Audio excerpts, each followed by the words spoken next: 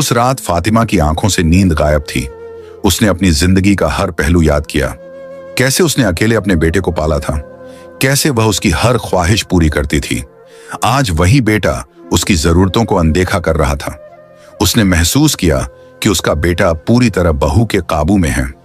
दूसरे रोज भी कुछ ऐसा ही हुआ। गर्मियों की लंबी रात थी। फातिमा कमरे के एक कोने में बिस्तर पर लेटी हुई थी। उसकी आंखें बार बार दरवाजे की तरफ उठती, इस उम्मीद में कि शायद उसका बेटा या बहू सहरी के लिए उसे बुला लें, लेकिन ऐसा कुछ नहीं हुआ। थोड़ी देर बाद वह अपने लड़खड़ाते कदमों के साथ बड़ी मुश्किल से उठी और बाहर चलने लगी। उसने सोचा, शायद बहू ने मेरे लिए खाने का कुछ इंतजाम किया होगा। मगर जब उसने रसोई में जाकर देखा तो हर तरफ खाली बर्तन और सूनेपन का आलम था। न रोटी का टुकड़ा था, न ही पानी। उसका दिल डूब गया। भूख और कमजोरी से बेहाल फातिमा ने पानी का एक घूंट पिया और फिर वापस अपने कमरे में आ गई। वह अपने बिस्तर पर लेटकर अल्लाह से दुआ करने लगी, मगर कमजोरी ने उसे इस कदर घेर लिया कि वह बार बार बेहोशी की हालत में चली जाती। इसी तरह बेहोश पड़ी रही।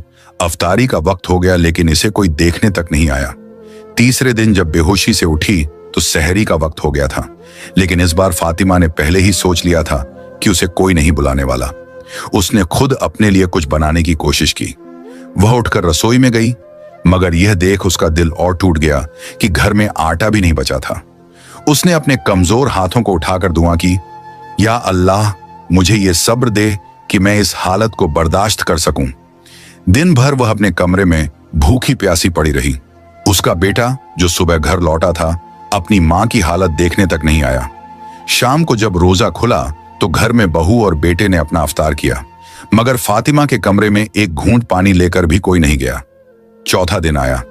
बहू ने बेटे से कहा, अम्मा जान 3 दिन से कमरे से बाहर नहीं आई हैं, जरा देखिए तो कहीं उनकी तबीयत खराब ना हो।